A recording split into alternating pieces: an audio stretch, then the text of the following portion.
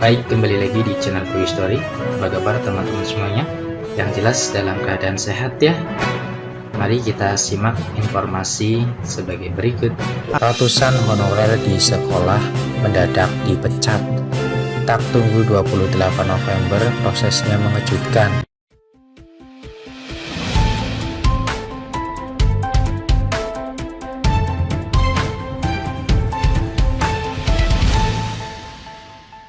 Baik, kembali lagi di channel True Story. Pada kesempatan kali ini kita akan memberikan informasi informasi terbaru seputar tenaga honorer. Informasi ini kami kutip dari laman website cpnn.com. Informasinya yaitu ratusan honorer di sekolah mendadak dipecat. Tak tunggu 28 November, prosesnya mengejutkan. Simak informasinya baik-baik. cpnn.com Serang.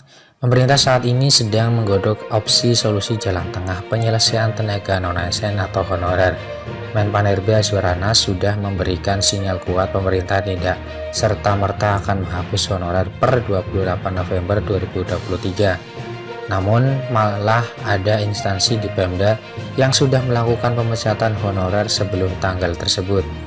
Dikabarkan Dinas Pendidikan Pemprov Banten telah memutus kontrak ratusan honorer yang bekerja di lingkungan SMA dan SMK.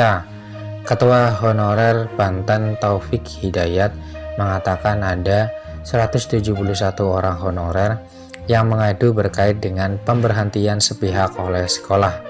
Para honorer yang diberhentikan secara sepihak terdiri dari tenaga tata usaha atau TU, tenaga teknis, pegawai kebersihan, guru, dan lainnya. Mereka telah menerima surat keputusan atau SK perpanjangan dari Kepala Dinas Pendidikan pada 1 Januari sampai 31 Desember 2023, tetapi di tengah jalan diberhentikan, ucap Taufik kepada CPNN Banten Selasa 7 Maret 2023. Lebih lanjut, Taufik menambahkan tenaga honorer yang diberhentikan telah bekerja di sekolah puluhan tahun. Mereka telah mengabdi di sekolah selama 22 tahun, sekolah SMA dan SMK di bawah naungan Dinas Pendidikan Provinsi Banten, kata dia. Dia menilai proses pemberhentian yang dilakukan Dinas Pendidikan beserta jajarannya tidak mencerminkan peri kemanusiaan. Kekhawatiran kami ini setingkat Dinas Pendidikan memperpanjang secara tertulis, tetapi memberhentikan secara lisan ini tidak manusiawi, katanya. Taufik khawatir langkah pemecatan terhadap honorer di Dinas Pendidikan ini berpotensi terjadi juga di organisasi perangkat daerah atau PD yang lain bila tidak segera diantisipasi.